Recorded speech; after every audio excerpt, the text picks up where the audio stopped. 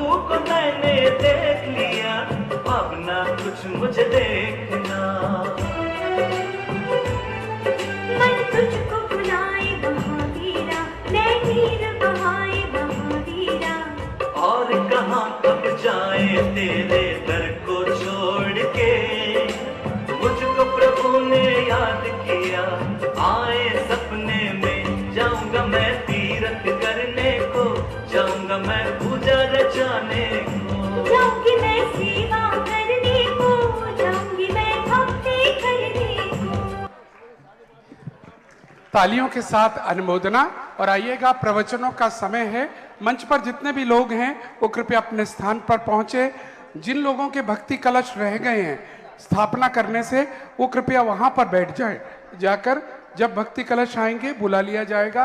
आज के जो दो मुख्य पुण्यार्जक हैं शांति धारा वाले, वो परिवार भी कृपया उधर बैठ सकते हैं।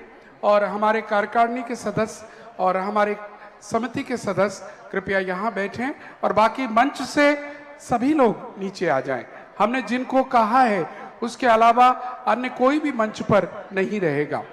केवल वही लोग जिन्हें हमने आमंत्रित किया है वही मंच पर रहेंगे। और पूज्य श्री से अनुरोध करना चाहेंगे अपनी अमृत में वाणी से हम सभी को अनुग्रहित करें। लोगों ने पूछना शुरू कर दिया,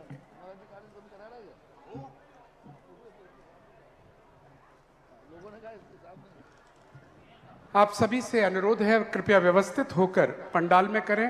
ट्रांस यमुना कॉलोनी की जो वॉलेंटियर हैं कृपया बैठे नहीं, दोनों तरफ फैल जाएं और लोगों को व्यवस्थित होकर करने में सहयोग करें। मंच पर कोई ना आए, ये आपकी ड्यूटी में से एक है। सुनिश्चित करें मंच पर कोई भी दर्शन करने मध्य में ना आ पाए।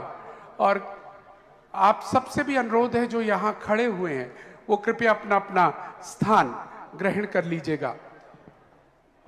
सभी से अनुरोध, कृपया अपना स्थान ग्रहण कर लीजिएगा। और जैसा आप सभी को विदित है, 19 सितंबर से 29 सितंबर के मध्य यहाँ पर श्रावक संस्कार शिविर लगने जा रहा है। उसके लिए अगर अभी तक आपने फॉर्म्स ना भरे हों तो अवश्य भरिएगा। और समय हो चुका है प्रवचनों का। नमः सिद्धेभ्यः, जय श्री ओम नमः सिद्धेभ्यः, जय श्री ओम नमः सिद्धेभ्यः। सर्वमंगल मांगल्यम सर्वकल्याणकारकम प्रधानम सर्वधर्माणां जैनम जयतु शासनम्, जैनम जयतु शासनम्। पंच परमेष्टि भगवान की, आचार्य श्री गुरुवर कुंद कुंद महाराज की, आचार्य श्री गुरुवर विद्यासागर महाराज की।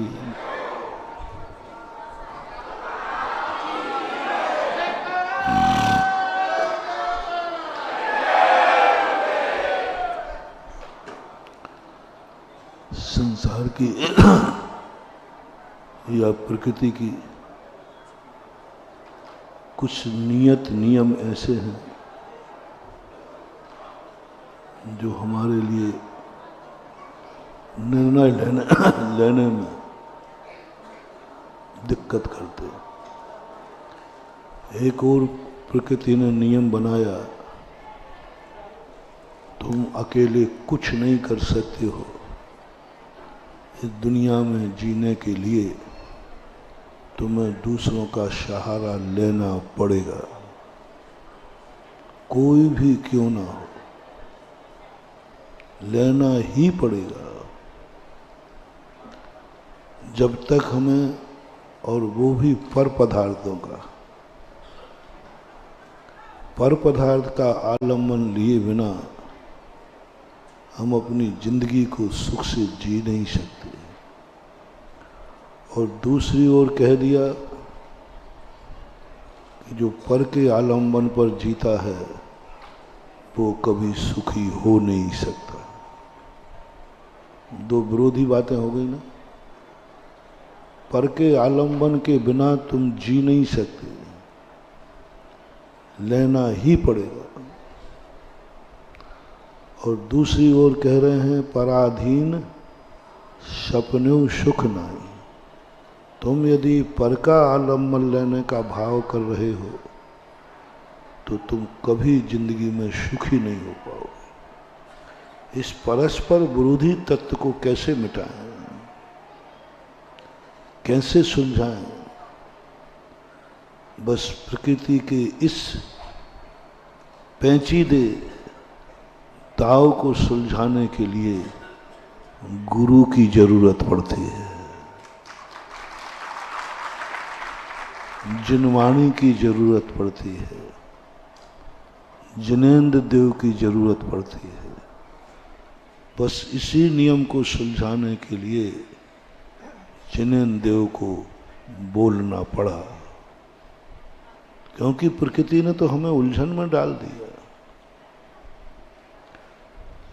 एक और कह दिया कि माँ बाप का सहारा लिए बिना जो जीता है वो उद्दंड है, और जो माँ बाप के सहारे पर जीता है वो पंगु है, अपाहिज। जो माँ बाप के बिना जीता है वो अनाथ है, उद्दंड है। और दूसरी ओर कहते हैं तू माँ बाप के सहारे पर जी रहा है तो असमर्थ है, निकम्मा है। एक और कहते हैं तुम भगवान का भी सहारा मत लो, भगवान से कुछ मांगो मत, भगवान के भरोसे पे मत रहो। और दूसरी ओर कहते हैं एक दिन भी तूने भगवान का सहारा छोड़ दिया तो ऐसा गिरेगा गड्ढे में कभी उठ भी नहीं पाएगा। एक क्षण को भी छोड़ दिया। और दूसरी ओर कह दिया क्या तू भगवान के भरोसे बैठा है? यही गुरु का, यही शास्त्र का, मंत्रों का सहारा ले रहे हो तो मंत्रों का सहारा लेने वाले का मरण कभी अच्छा नहीं होता। जिन लोगों ने मंत्र तंत्रवाद किया है, झाड़ा फूंकी की है, मंत्रों और तंत्रों के सहारे पर अपने भक्तों को जिंदा रखा है, वे चाहे साधु हों चाहे ग्रस्त हों, उनका मरण अच्छा नहीं हुआ, आज तक का रिकॉर्ड है। जितने साधु झाड़ा फूंकी करने वाले थे, भक्तों को मंत्र तंत्र देने वाले थे, उनकी एक की भी समाधि अच्छी नहीं हुई जैसी होना चाहिए। और दूसरी ओर कहती है जिनवाणी बिना मंत्र के सहारे पर जिंदगी तुम्हारी चलेगी नहीं। बिना मंत्र के सहारे पर जिंदगी चल ही नहीं सकती। मंत्र का सहारा तो लेना ही पड़ेगा। श्वास लोगे तो असंख्यात जीव मरेंगे, और श्वास नहीं लोगे तो तुम मरोगे। क्या करें? श्वास लोगे तो असंख्यात जीव मरेंगे, और श्वास नहीं लोगे तो तुम मरोगे। अब क्या करें? बड़ा निर्णय करना, मैं मरूं या दुनिया को मरने दो। कैसे बचे? पानी पियोगे असंख्यात जीव मरेंगे, नहीं पियोगे तो तुम मरोगे और तुम्हारे महाराज भी मरेंगे क्योंकि वो भी तो हार लेते हैं। और दूसरी ओर कह दिया देख लो, एक गिलास पानी पीते हो तब कितने जीव मरते हैं। चलोगे तो पृथ्वी के जीव मरेंगे, नहीं चलोगे तो तुम चक्कर खा के गिर पड़ोगे। क्योंकि व्यक्ति 2-5 घंटे चल सकता है, लेकिन 2-5 घंटे खड़े, 4-4, 5-5 घंटे चल लेता है व्यक्ति, चल लेगा। लेकिन उससे कहो कि 5 घंटे एक स्थान पर खड़े हो जाओ, गिर पड़ेगा, गिर पड़ेगा। तो क्या करें, कैसी जिंदगी जिए इस दुनिया में। बस बहुत बड़ा आनंद आता है।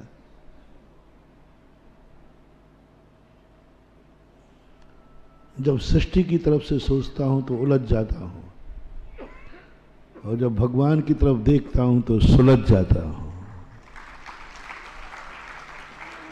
जब जिंदगी को देखता हूं तो उलझ जाता हूं, और जब शास्त्रों को पढ़ता हूं तो सुलझ जाता हूं। सब सुलझने ऐसी रखी रहती है, एक एक सेकंड में सुलझाते हैं। और जिंदगी में सोचो तो बताओ, जितनी बातें मैंने कही, ये समस्या है कि नहीं। सिद्धांत भाषा में कहा, पर्याय के बिना सुख नहीं है। सिद्ध भी पर्याय है, अरहंत भी पर्याय है, मुनि भी पर्याय है, श्रावक भी पर्याय है। इस पर्याय के बिना सुख नहीं। और कुंदकुंद स्वामी कहते हैं, पज्जय मूढ़ो मूढ़ा। जो पर्याय दृष्टि रखता है, पर्याय का अपेक्षा रखता है, वह मूढ़ कह दिया। पज्जय मूढ़ो मूढ़ा। जो पर्याय में मूढ़ है, पर्याय की अपेक्षा रख रहा है, वह मूर्ख है। और सिद्धांत कहता है, पर्याय के बिना कभी सुख मिलने वाला नहीं है। पर पदार्थ हमारे जीवन में सहयोग करेंगे तभी हम चल सकेंगे। और इधर सहयोग लेने के लिए कल मैंने कितनी निंदा की थी कि सहयोग कोई दे रहा हो और एक और ऋण दे रहा हो तो ऋण ले लेना, लेकिन सहयोग नहीं लेना। क्योंकि ऋण लेने में सबसे बड़ी विशेषता क्या है? ऋण अच्छा नहीं है, मैं अच्छा नहीं कह रहा हूं, लेकिन इसकी अपेक्षा कम से कम ऋण में हमें चुकाने का भाव तो है। ऋण में हमने एग्रीमेंट पे दस्तखत किए हैं कि मैं तुम्हारा ऋण चुकाऊंगा। और हमने ऋण में ये किया है, हमने ऋण नहीं लिया है, तुम्हें प्रॉफिट कराया है। ग्राहक को भी पुण्यबंध होता है, क्योंकि वो सेठ के बाल बच्चे पालता है। यदि ग्राहक नहीं आवे तो तुम्हारी क्या दशा होगी? तो तुम्हारे बाल बच्चे पलते हैं, तुम्हारा आजीविका चलती है। तो ऋण लेने में कोई इतना बड़ा पाप नहीं है, क्योंकि ऋण लेने में हम उसका पैसे को बढ़ा रहे हैं। वो हमारा काम कर रहा है, हमें मुसीबत में काम आ रहा है और उसका पैसा बढ़ रहा है। मैं ऋण देने वालों से पूछता हूँ, तुम उसकी परेशानी के लिए सहायता करने के लिए ऋण देते हो कि अपना पैसा बढ़ाने के लिए ऋण देते हो? उद्देश्य क्या है? हाँ, झूठ मत बोलता हूँ, बनिया लोगों को ध्यान रखना। तुम्हारा उद्देश्य रहता है कि पैसा घर पड़ा क्या कर रहा है। तो ऋण लेने में पाप नहीं है, क्योंकि हम उसके पैसे को बढ़ा रहे हैं ईमानदारी से। हम पैसा दे रहे हैं और लौटाने का भी संकल्प है। जितना हम उसका उपयोग कर रहे हैं उतना हम ब्याज दे रहे हैं। व्यापार है, ऋण व्यापार की कोटि में आता है। ऋण लेना और देना पाप नहीं है, शोषण करना पाप है, नाजायज फायदा उठाना पाप है। इसकी मजबूरी है, जितना परसेंटेज कहो ये देगा, बस ये पाप है। एक नियत व्यवस्था में, एक निश्चित व्यवस्था में यदि आप ऋण देते हैं तो कोई पाप नहीं। और आप ऋण लेते हैं ईमानदारी से कि हम ब्याज भी देंगे, हम चुकाएंगे भी, तो आप कोई पाप नहीं कर रहे हैं। व्यापार में चलता है, बस नियत साफ रखना। और नियत यदि साफ है तो आपका ये व्यापार, ग्राहक का और मालिक का जो संबंध है, वही ऋण लेने और देने वाले का संबंध। किंचित मात्र भी वह पाप नहीं है, बस बेईमानी नहीं होना चाहिए। जो हमने कल कहा था, लिया है तो देने का भाव होना, लिया है तो दूंगा, और मुसीबत में दिया है तो दूंगा, मैं इसको खा के नहीं मरूंगा, दूंगा, बस ये चलता रहे तो ऋण तो एक व्यापार है। ऋण के बिना तो व्यापार चले, संसार ही नहीं चलेगा, सरकार ही नहीं चलेगी। ऋण की एक बहुत अच्छी परंपरा है। ऋण एक समाज का बैलेंस बनाती है। ऋण जो है संसार समाज की समस्याओं का समाधान करता है। चाणक्य ने लिखा, राजा को सदा अपनी प्रजा से ऋण लेना चाहिए और ऋण देना चाहिए, सहयोग नहीं। राजा से प्रजा से सहयोग नहीं लेना, टैक्स लेना अथवा ऋण लेना। राजा भी उधार लेता है, राजा को उधार लेने की कही प्रजा से कि जब कभी जरूरत पड़े तो राजा भी प्रजा से ऋण लेवे, ईमानदारी के साथ ऋण लेवे, दादागिरी से छीने नहीं, ऋण की व्यवस्था बनाई गई। इसलिए ये व्यवस्थाएं तो ठीक है, एक व्यापार चलता है, विनिमय होता है, पैसा बाजार में आता है, अर्थव्यवस्था ठीक होती है। ऋषभदेव ने व्यापार के लिए, इसलिए इसको व्यापार ऋषभदेव ने उपदेश दिया। लेकिन जिसकी बात में जो सबसे बड़ा निंदनीय है, सहयोग, ये ऋण से भी ज्यादा खतरनाक है, क्योंकि सहयोग में हमें लौटाने का भाव नहीं आता। सहयोग में हम सामने वाले को कुछ भी नहीं दे रहे हैं, सहयोग में सामने वाले को कुछ नहीं मिलना है, वो तो दे रहा है। इसलिए सहयोग देने के लिए हमारे यहाँ भेद बनाए, देखना समस्या का समाधान कर रहा हूं। अभी 3 दिन से तो हम समस्या में उलझा रहे थे कि ये नहीं करना, ये नहीं करना, ये नहीं।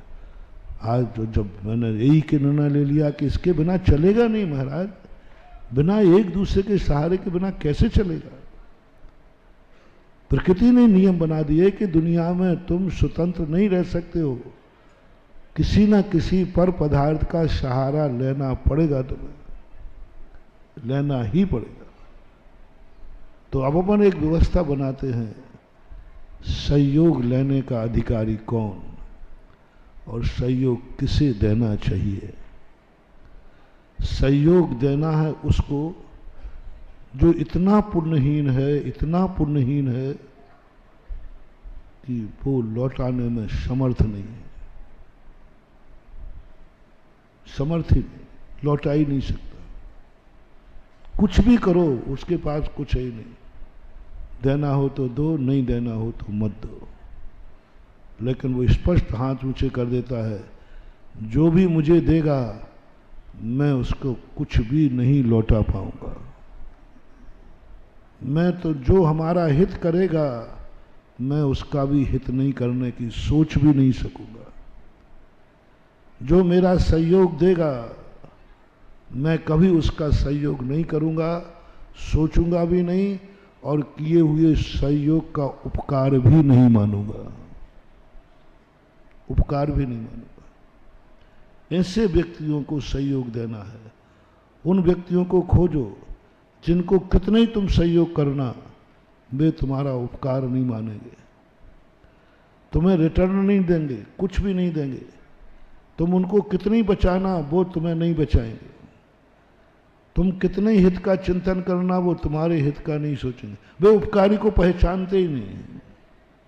कितने उपकार करो, कितने उपकार करो, बल्कि मौका पड़े तो उपकारी का भी नाश कर देंगे। मौका पड़े तो तुम्हारे लिए नाश कर देंगे। एक पंचतंत्र चलता है साहित्य में, पंचतंत्र की कहानियां आती हैं।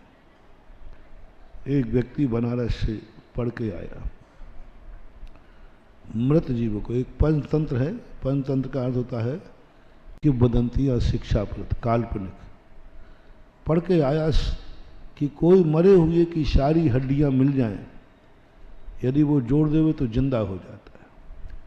और दोनों ने, दो व्यक्ति थे, उसने कहा भाई ये शेर मरा पड़ा है,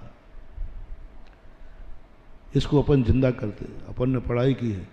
दूसरा कहता देखो हर व्यक्ति को जिंदा नहीं करना चाहिए, ये वो जीव है जो जिंदा करने वाले को खा लेगा, जिंदा करने वाले को मार देगा, क्योंकि इसमें इतनी अकल नहीं है कि उपकार को माने, इतनी अकल नहीं है कि इसने हमें जिंदा किया, इसको बचाए।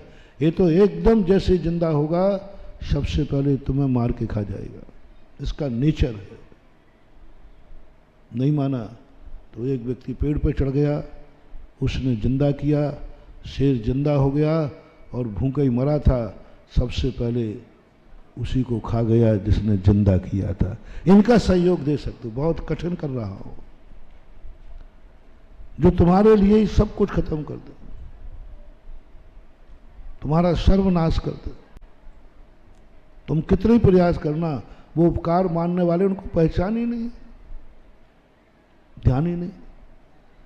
चूहे का स्वभाव है उनका सहयोग देना, मान के देना कि हम चूहों को सहयोग दे रहे हैं। हंस के सामने एक बिलाव आया, दो चूहे थे, वो बड़े घबराए हुए थे। हंस से कहा भैया मुझे बचा लो, आप अपने पंखों में छुपा लो। छुपा लिया, बिलाव देख करके चला, चूहा गायब हो गए। थोड़ी देर हंस ने कहा ये चूहो बाहर निकल आओ, पंख उठाए, दोनों पंख। बोले ये क्या किया तुमने? हमने आपका सहयोग किया, आपके प्राण बचाए, आपको शरण दिया। मैंने क्या किया है हंस, हे चूहो तुमने ये क्या किया? बोले साहब हम चूहों का यही स्वभाव है कि उपकारी के भी पंख काट देते हैं। ये तो आपको पहले ही सोचना चाहिए था कि चूहों को बचाया तो मेरे पंख चले जाए। जितने दुनिया में जीव हैं सबका एक ही नेचर है। उन जीवों को छांटो जितने इस प्रकार के लोग दुनिया में, उनका सहयोग कर सकते हो। लेकिन ध्यान रख के करना, मैंने पहले ही कह दिया, सहयोग करने में वो तुम्हें भी बर्बाद, तुम उनको जितना बचाने जाओगे, बिच्छू के जैसा स्वभाव होता है उनका। हिम्मत हो तो सहयोग करो, हिम्मत हो तो सहयोग करो। बिच्छू को बचा रहे हैं महाराज, इतनी सहयोग बहुत अच्छी चीज है, करने वाले के लिए कह रहा हूं। लेकिन हर बस की व्यक्ति की बस की बात नहीं है सहयोग करना। वो कोई विशेष प्रकार के महाराज होते हैं, वही सहयोग कर सकते हैं। शायद मैं कर पाऊंगा, मैं नहीं कह सकता। इतना सहयोग, एक महाराज बिच्छू को पानी में से निकाल रहे हैं, और जितने बार निकाले वो क्या करता है, डंक मार देता है। महाराज का हाथ कांप जाता है, फिर उठाते। एक सज्जन देख रहे थे, उन्होंने कहा महाराज आप क्या इस पापी को बचा रहे हो, जिसको यही ज्ञान नहीं है कि बचाने वाला के प्रति हमारा ये व्यवहार नहीं होना चाहिए, उपकारी को नहीं पहचानता। मरने दो ऐसे लोगों को। ओहो, धन्य है करुणा निधान, धन्य है जिनके दया की पर्याय, धन्य है अहिंसा के पुजारी, धन्य है करुणा वत्सल, धन्य है सत्वेषु मैत्रीम। हमने तो पढ़ी है, ये आत्मा की पर्याय बन गई। सत्वेषु मैत्रीम जो सूत्र दिया, बड़ा गजब का सूत्र। जैनाचार्य बहुत मतलब इस दुनिया को ऐसा बना दिया कि तुम इस दुनिया को शतरंज के समान खेलना। सामायिक के पहले कहा चिंतन करो, कोई तुम्हारा नहीं, तुम किसी के नहीं, तुमसे किसी से कोई मतलब नहीं। एको में सास दो आधा, नान दंसन रखणो, शेषा में बाहर भावा, सब्बे संयोग लखनऊ। कोई तुम्हारा नहीं, कोई मेरा नहीं, मैं किसी का नहीं, कोई कोई न नथी रे, कोई किसी का नहीं। अकेले हो जाओ। मैं ये काकी ये कत्त लिए, ये कत्त लिए सब ही आते, तन धन को साथी समझाता पर ये भी छोड़ चले जाते। मेरे न हुए मैं इनसे अति भिन्न अखंड निराला हूँ, निज में पर से अनियत लिए निज समरस। सामयिक के पहले की ये सूत्र, ये उपदेश मानस बनवाते हैं। बिल्कुल अकेला हो जा, शरीर भी नहीं, कुछ भी नहीं तेरा, तू मात ज्ञान दर्शन स्वभावी, ज्ञान में कुंद कुंद भगवान भी यही कहते, अहमिक को खलु शुद्धो दंशन नान मयो शनारूबी नबी अथ मज्ज किंचवी अन्नम परमाणु मित्तम भी। मैं एक हूँ, शाश्वत हूँ, अविनाशी हूँ, किंचित मात्र भी मेरा कुछ भी नहीं। ऐसा चिंतन करना, कुछ भी नहीं, मन में भी नहीं, वचन में भी नहीं, काया में भी नहीं, कुछ नहीं। तुम बिल्कुल एकदम अकेले हो जाओ, एकदम अकेले हो जाओ। बहुत अच्छी बात है। चलो ध्यान में बैठ गए। बोले ध्यान की गुफा में बैठा बैठा अकेले ही रहना, वहां दूसरे को मत रखना। मन में भी नहीं आए, वचन में भी नहीं आए, काया में भी नहीं आए। मन से मौन दे दिया, काया को स्थिर कर दिया, वचन से गुप्ती दे दी, मन गुप्ती, वचन गुप्ती, काय गुप्ती।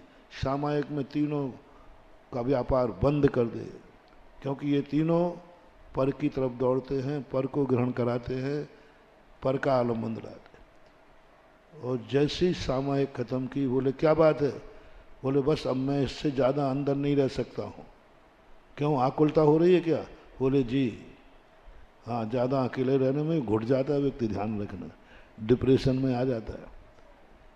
हाँ, कोई विशेष ज्ञानी होते हैं, विशेष तत्व ज्ञानी होते हैं, जो 6-6 महीने तक अकेले एकांत गुफा में निश्चल बैठे रहते हैं।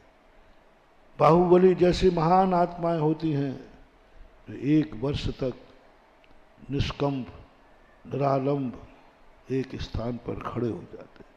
बहुत कठिन महानुभाव। मैंने कहा ना, एक व्यक्ति 4 घंटे चल सकता है, लेकिन 4 घंटे एक स्थान पर खड़ा नहीं हो। 4 घंटे चल सकता है, लेकिन कहो अब 4 घंटे एक स्थान पर खड़े हो जाओ, चक्कर के गिर जाएगा। साइकिल कितनी इंच पे चलती है? 2 इंच पे। तो 2 इंच की पट्टी पे चलाओ ना।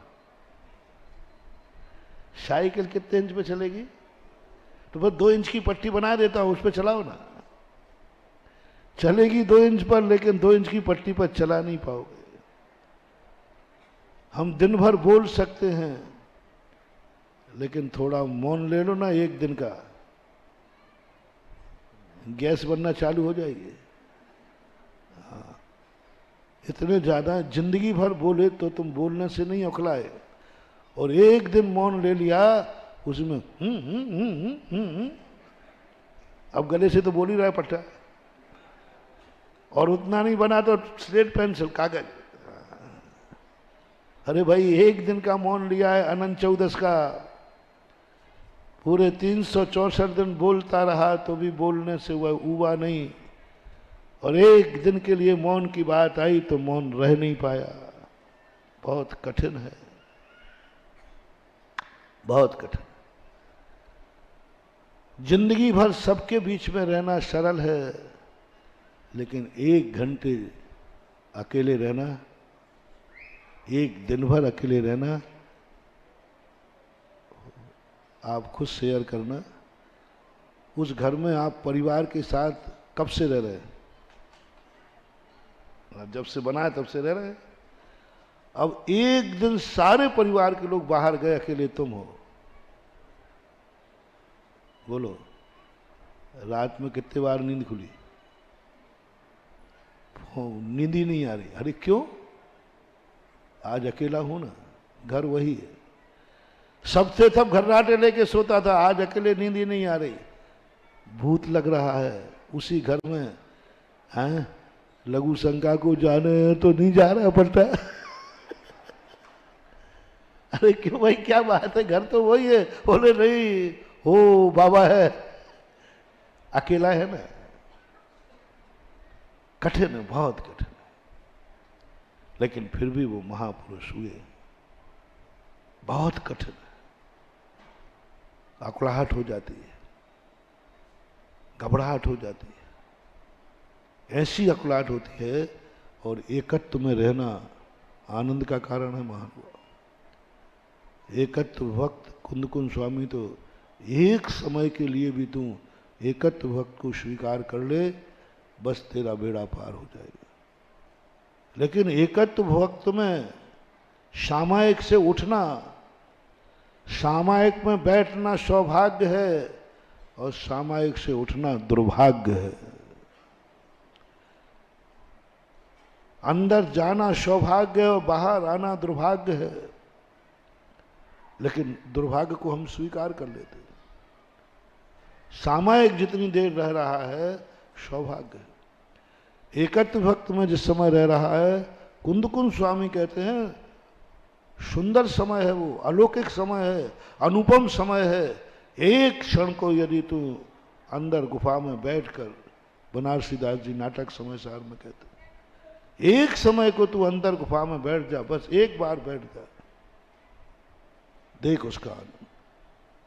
बैठ गया, अंतर गुफा में चला गया, लेकिन अनंत आनंददायी चीज से बाहर आ गया। बाहर आ गया क्या है? और बाहर आना दुर्भाग्य है।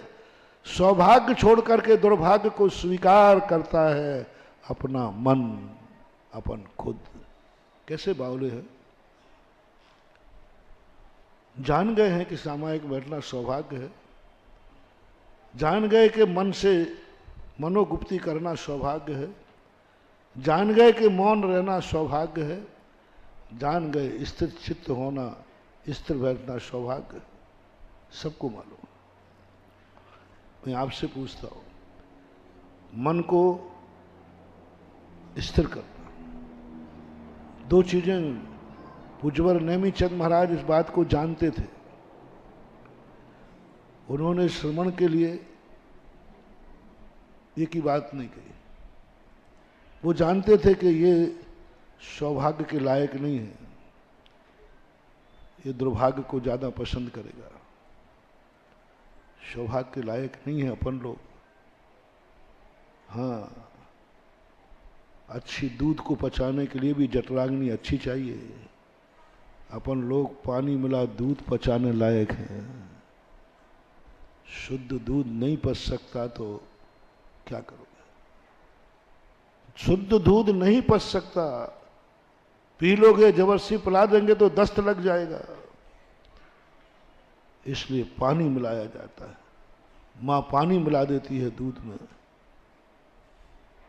हम लोग वही हैं। हम सौभाग्य के लायक नहीं हैं, हम सौभाग्य को पछाने वाले नहीं हैं। सौभाग्य है स्थित प्रज्ञ हो जाओ, मनोगुप्ती कर लो, मन को स्थिर कर लो। लेकिन हम ज्यादा देर नहीं टिक पाए। सौभाग्य था, मौन रहना सौभाग्य है। हम सौभाग्य में अकुला गए, सौभाग्य में अकुला गए, सौभाग्य में आकुल व्याकुल हो गए।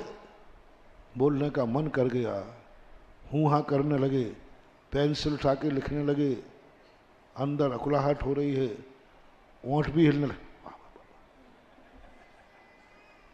इसका अर्थ है कि हम फैंसी ड्रेस सही कर रहे। हाँ महाराज, होता है, ऐसा होता है। अब बोल नहीं रहा, कोई सुन नहीं ले, ओंठों को हिला के बता देगा ये। और यहां तक हमारे साथ में आया, बोलेगा नहीं, अब सामने वाला मुझे ढूंढ रहा है।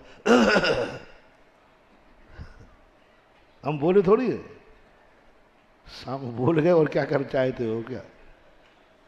शास्त्र में आया है, देश में तो दिग्व्रत के अतिचारों में ऊपर बैठ करके कुछ चीज फेंकना, कोई हमें ढूंढ रहा था, हमने कंकड़ फेंक दिया है, अरे यहाँ बैठा हूं, का यहाँ आ जा, मेरा आज मौन है।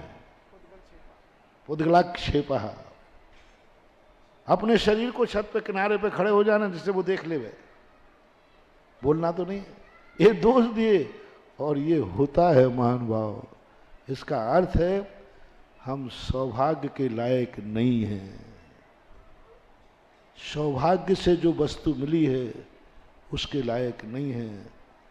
सौभाग्य से हमें निखालिस दूध मिला है, लेकिन दुर्भाग्य से हम उस पीने लायक नहीं है, हमारी जठराग्नि की खोट है। सौभाग्य जब कुंद कुंद भगवान कहते हैं समझ में आ रहा है, ऐसी बात नहीं कि नहीं समझ में, पूरा समझ में आ रहा है, अपन ना समझ नहीं, समझ में आ रहा है सौभाग्य। हाँ भी कह रहा हूं सौभाग्य है, फिर भी उस सौभाग्य में टिक क्यों नहीं पा रहा है। एकत्र भक्त सौभाग्य सुंदर है, अनुपम है, आनंद की भी लहर भी आई है, लेकिन टिक क्यों नहीं पा रहा है, टिक क्यों नहीं पा रहा है, नहीं टिक पा रहा। मौन रहना सौभाग्य सबसे बड़ी चीज है, लेकिन नहीं रह पा रहा। स्थित बैठना सामायिक में सौभाग्य है, लेकिन चंचल हो जाता है, बाहर आ जाता है। नमीचंद महाराज ने इसलिए, मुनि महाराज आपकी तो ठीक है माया ही है, हम अपनी खुद की कमी बता रहे हैं। हम जान रहे हैं, एक एक चीज जान रहे हैं, बहुत खेद होता है। अकेले में बैठकर स्वयं का कर्म फोड़ता हूं। नहीं जानता तो कोई बात नहीं थी, सब जान रहा हूं कि सौभाग्य क्या है, फिर भी उस सौभाग्य में स्थिर नहीं हो पा रहा हूं, उस सौभाग्य में स्थिर नहीं हो पा रहा हूं। सामायिक छोड़ दी। अरे भाई सामायिक में बैठा था, किस चीज को व्यक्ति छोड़ता है जिसमें आनंद नहीं आता, मजा नहीं आता, बोर हो गए। समझना महानुभाव, बुरी आदतों से तुम बोर नहीं हुए, अच्छी आदतों से बोर हो गए। क्या है तुम्हारा दुर्भाग्य, एक एक को गिन लो आप अपनी चीजों में। बोलो, मंदिर आने से बोर हुए हो या घर जाने से बोर हुए हो।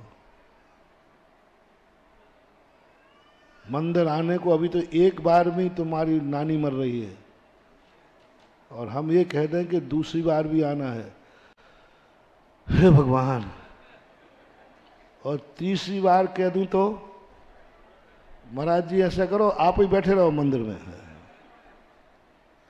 त्रिशु संध्यासु संदेशु, तीनों संध्याओं में भगवान की पूजा भक्ति कहिए, तीनों काल में भगवान का अभिषेक पूजन कहा है, तीनों काल में। मैं नहीं कह रहा हूं, वो तो मैंने पढ़ा है श्रावकाचार्य में। जैसी सुबह पूजन पाठ है, ऐसे ही दोपहर में, ऐसे ही शाम को है, रात होने के पहले। यदि इस नियम के उपदेश दिए जाएं और हम थोड़ा तुम पे थोड़ा जोर देवें, तो अंत में कोई एक आध खड़े हो जाएगा। ऐसा करो महाराज, हम करते हैं तीनों टाइम पूजा, आप हमारे बाल बच्चे पालो, जाओ आप जाओ। दोपहर की पूजा यदि मैंने लागू की तो तुम चिड़चिड़े हुए बिना चिड़चिड़ा जाओगे।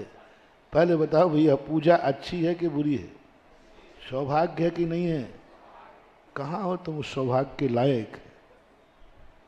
कहाँ है? सौभाग्य का आनंद लेने के लिए भी पुण्य चाहिए, सौभाग्य का आनंद लेने के लिए भी योग्यता चाहिए। अच्छा कार्य मैं जान रहा हूं, पूजा अच्छी है, लेकिन थोड़ी देर के बाद ऊब जाते हैं। बताओ, दोनों में से पूजन अच्छा है कि भोजन अच्छा है? आप लोग पूछ रहा हूं, जानते हो कि नहीं? दोनों में से अच्छा क्या है? जोर से बोलो ना। हाँ, लेकिन पूजन में कितने बार बोर हो गए? कितनी करूं? कितने बार पूजन में जमाई आ गई? जमाई साहब, पूजन करते करते कितने आए? केवल रवि किरणों से मेरी भावना करते जमाई, भक्तांबर पढ़ते हुए जमाई, ये सब अच्छी चीजें हैं कि नहीं? पहले तो ये बताओ, भक्तांबर पढ़ना अच्छी चीज है? सब महाराज पूजन करना, इसमें जमाई नहीं आई, जमाई आ जाती है। बोर हो गए, एक आध ज्यादा होते ही टेंशन हो गया, लेकिन भोजन करते हुए किसनों को जमाई आई। पूजन में तो आ गई महाराज, वही पूजन कितने बार करूं, वही सब कुछ वही तो है, वही पूजन महाराज। अब जिंदगी भर पढ़ते पढ़ते हो गए तो हैबिचुअल हो गए, इसलिए महाराज जमाई आ जाती है। कोई नई नई पूजा हो, नए नए कार्य हो, इस थाली का इस थाली में करना, और है क्या? अच्छा, रोटी में तो वही है? प्रतिदिन ऐसे खाता है जैसे जिंदगी में कभी खाने मिली नहीं है। और उपवास के बाद है वो एक गिलास ऐसे लगता है जैसे जिंदगी में कभी खाए ही नहीं हो। यानी तुम किसके लायक हो? सौभाग्य के लायक है ही नहीं। माला फेरते समय कितने बार नींद आ जाती है।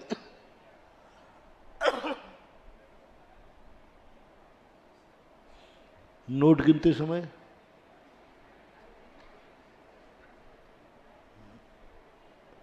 और हम कह दे में कि देखो भाई ये माला तुम्हारी चूके, द्वारा गिनो, द्वारा फेरो, तो तुम्हें वजन पड़ेगी। अब महाराज द्वारा और फेरो, नहीं अभी भी तीसरी बार और फेरो, तो तुम कहीं माला नहीं फेंक दो।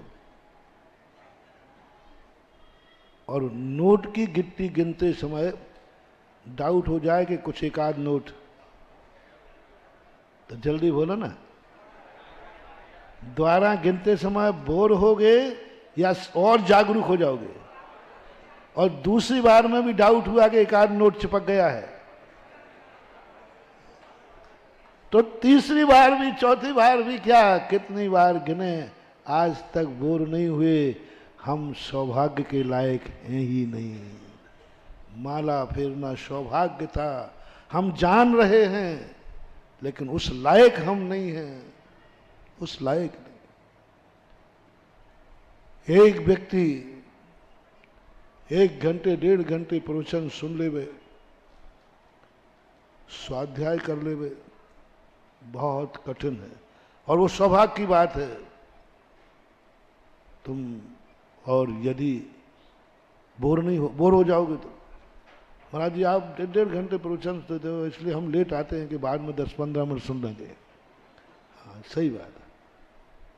बोलो, प्रवचन सुनना सौभाग्य की दुर्भाग्य? और तुम्हें प्रवचन सुनते सुनते प्रमाद आने लगा। और वही, हाँ महाराज जी हम देखो इतने बैठ नहीं पाते, हम लोग चंचल लोग हैं, हम लोगों का मन एकाग्र नहीं होता। आप समझो बात, थोड़ी दया किया करो। आप डांटने लग जाते हो, आपको डांटने की बहुत आदत है। नहीं मैं नहीं डांटूंगा, मैं थोड़ा परीक्षा करूं। यदि 3 घंटे की पिक्चर है तो नींद भी नहीं आई, और कोई 3:30 की हो गई तो चले 2-2, 3-3 घंटे क्रिकेट खेलने वाले बैठ जाते क्रिकेट के टीवी के ऊपर। धंधा भूल गए, पानी भूल गए, खाना भूल, सब भूल जाते हैं। क्रिकेट के मैच चलते हैं, जब देखो क्या हालत होती है बाजार की। बाप को भूल जाता, बाप कहता रहता तो बेटे को ऐसा लगता आ गया ये बुढ़ा कहीं गया। सब को भूल जाता है। 3-3 घंटे क्रिकेट में मैच देख रहे हैं। क्या मिल रहा है भैया ये बता दो। तुम्हारा उस क्रिकेट में कमीशन होगा? कौन हारेगा कौन जीतेगा? लेकिन आप 2-2, 3-3 घंटे निकाल देते हैं। सौभाग्य तुम्हारी किस्मत में ही नहीं है। कितने धर्म की क्रिया है। और लीजिए, जब तुम्हारे लिए संसार के कार्यों में खर्च करने की बात आए तो तुम क्या कहते हो? लगाओ, इसी के लिए तो कमाया है। मैंने सुना है जब तुम शादी ब्याह आदि करते हो ना, तो टेंट वाले को देना पड़ता है। टेंट वाले से कहते साहब वो फलाना टेंट वाला इतने लाख रुपया मांग रहा है एक दिन के लिए। तो तुम कहते क्या बात कर रहा है, काहे के लिए कमाया? बोल ओके, इसी के लिए तो कमाया है। बोले साहब वो बाजा वाला बाहर से आएगा, पैसे जाना। बोले मूर्ख, काहे के लिए कमाया? बोला उसको, बोला उसको। सब में थी, और गाड़ी अभी नई खरीदी थी, और एक नया मॉडल मिल गया 2 महीने बाद, और उसमें 50 लाख ज़्यादा लगेंगे, और गाड़ी अभी ये ठीक है। बोलो भाई, और पैसा तुम्हारे पास है तो तुम मॉडल बदल दोगे या वही चलाओगे? पूछा भाई अभी तो गाड़ी खरीदी 2 महीने पहले, अब मॉडल। तो बोले महाराज काहे के लिए कमाया है? इसी के लिए तो कमाया है। ये मैंने तुम्हारे मुख से सुना है। पाप कार्य में इतने दिलेर हो जाते हो, एक रात की 2-2, 3-3, 5-5 करोड़ की होटल बुक करते हो। कितने के लिए? 2 मान लो, 5-5 करोड़ के लिए, एक रात के लिए। तुम कहते हो धर्म में ज्यादा खर्च होता है। बोलो धर्म कार्य में कब कौन कहते हैं? एक दिन के लिए नहीं कह रहा हूं, यहां 4 महीने के लिए 5 करोड़ की कौन सी होटल बुक की है? किस सेठ ने की है कि महाराज की बारात आ रही है, हम होटल बुक कर लेंगे। करना नहीं कह रहा हूं, करने की नहीं कह रहा हूं, दिलेरी बता रहा हूं तुम्हारी। कितने लोग एक रात के लिए क्या पंडाल बनता है, करोड़ों के पंडाल। और यहां चतुर्मास होना था। हमारा प्रिय भगत कहता है जगदीश बाबू रास्ते में, महाराज पंडाल बिल्कुल तैयार है, पंचकणक बनाता है, उसी में शादी वाह होते हैं, उसी में चतुर्मास निपट जाएगा। महाराज क्या बात कर रहे हैं आप, तो चलिए। ध्यान रखना, तुम लोग बोल जाते हो, मेरी खोपड़ी बहुत तेज है, तुरंत टेप कर लेती है। और चलते हुए सुनाया था, एक गांव में स्कूल में बैठा था, तो उन्होंने कहा नहीं महाराज आप तो चलिए, बस सब तैयारी मिलेंगी, सब तैयारी मिलेंगी। तो मैंने कहा, मैं थोड़ा सा खुश हुआ, मैंने कहा अच्छा पहले से तैयारी कर ली, सब तैयारी। अरे महाराज पंडाल सब बना हुआ है। तो मैंने कैसे? अरे महाराज हमारे यहाँ तो शादियां होती ही रहती है। तो जब मैंने आके पंडाल देखा, मैंने कहा वाह रे जगदीश बाबू, वाह वाह। आते ही अपशगुन हो गया, पहले दिन ही अपशगुन हो गया। 4 महीने के लिए जहां धर्म का श्रवण होना है, शिविर लगना है, विधान पंचकणक भी होते हैं, रक्षाबंधन का, तो भी तुम्हें लगेगा इतना महंगे पंडाल बनाने की क्या जरूरत थी, है ना? क्या जरूरत थी? अरे ये तो कुछ भी नहीं है।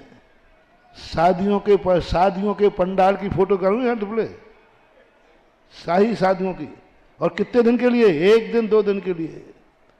उसमें नहीं सोचते कि 3 घंटे के लिए, फेरों के लिए, शादी वाह के लिए, 1 रात के लिए क्या इतना डेकोरेशन करना? फेरे ही तो फेरना है, छाता लेकर फेर लो ना।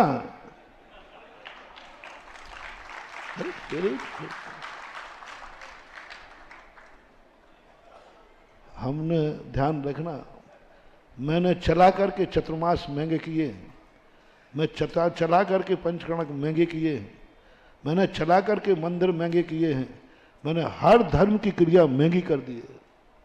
और लोग तुम कितने ही आरोप लगाओ मुझे, मैं मानने वाला नहीं। महाराज तो पैसे वालों का है, हर चीज हमारे यहां महंगी है, हर चीज इस दुकान पे महंगी मिलती है। महंगे माल की दुकान है। मुझे टाइटल लिखने में भी कोई, तुम लिखते ना सस्ते माल की दुकान, और मैंने क्या लिख रखा है? महंगे माल की दुकान है, पक्का है, हर चीज महंगी मिलती है। आ जाओ अभिषेक करने सवेरे, और मूल नायक के हुआ तो बेटा सीधे, हर चीज महंगी है। मैंने बहुत सस्ती चीजें खोल के देख ली, अतिशय खत्म हो गए। सस्ती चीजें देख ली, तुम्हारे लिए कोई पुण्य नहीं बन पाया। मैंने हर धर्म की चीज को सस्ती करके देखा, कोई लाभ नहीं हुआ, कोई लाभ नहीं हुआ। फोकट में शांतिधारा कराई, इतने सस्ते चतुर्मास कराए, पीतल का कलश बैठा देते, पीतल का होता ना, तो तमेड़ी मान लो आप, पानी भरते ना उसे, हम कहे नहीं नहीं इतने में चल जाएगा। पीतल का, तांबे का कलश बैठा, इतना सस्ता था। पंडाल कहते थे भैया करना क्या है, थोड़ा छाया कर लो काम चले। सस्ता किया, बहुत सस्ता किया।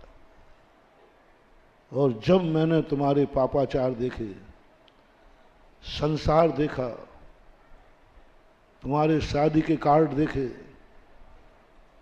तुम्हारी शादियों का चुरा, तुम्हारे बाजे वालों को देखा, यूं लाख लाख 2-2 लाख रुपया जो ठहराव है वो नहीं, निछावर।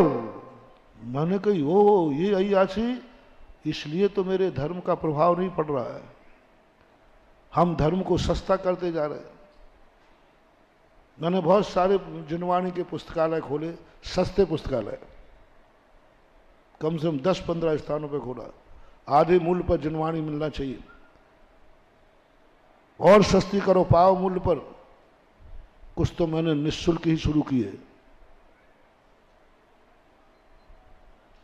सब बंद हो गए। सब जितने पुस्तकालय खोले थे, हर चतुर्मास में प्राय भाव होता था, सब बंद हो गए। मैंने कहा ये बंद क्यों हो रहा है?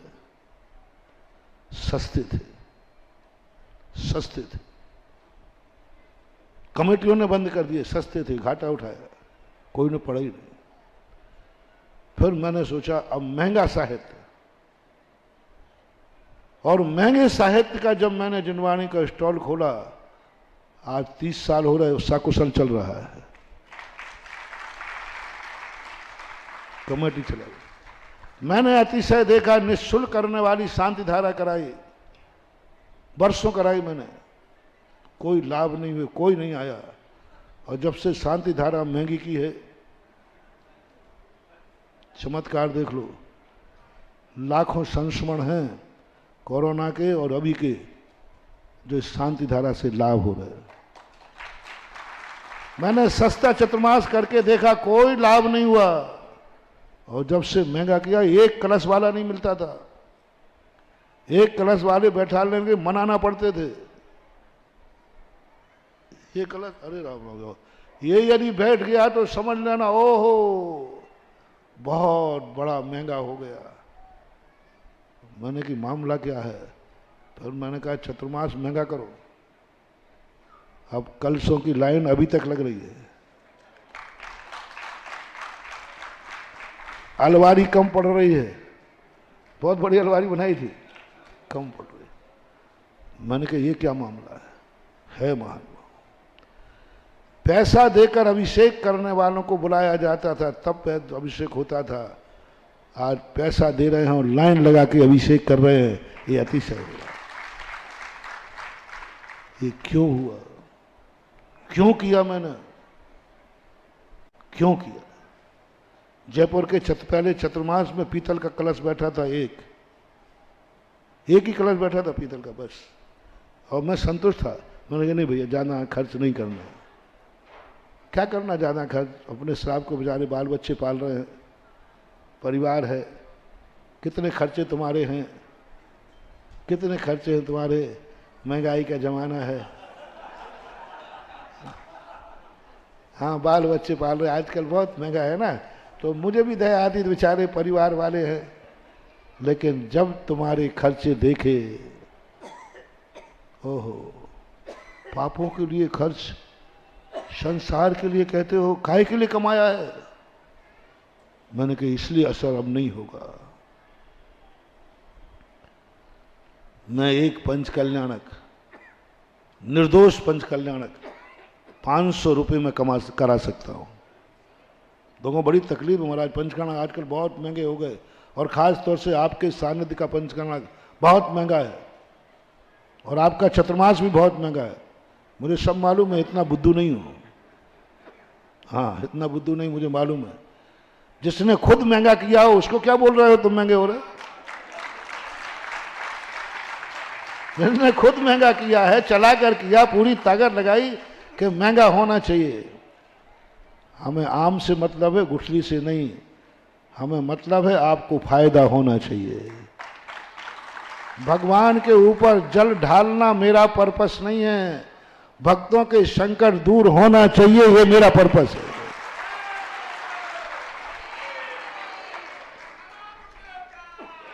मेरा पर्पस ये नहीं है कि पंचकर्णक होना चाहिए, मेरा पर्पस है कि मूर्ति में अतिशय होना चाहिए, ये मेरा पर्पस है। मेरा पर्पस ये नहीं है कि मेरा चतुर्मास निकलना चाहिए, मेरा पर्पस है जहां मैं बैठूं उस नगर के हर पापियों के पाप धुलना चाहिए, पुण्यात्मा, ये मेरा पर्पस है। आहार करना मेरा पर्पस नहीं है।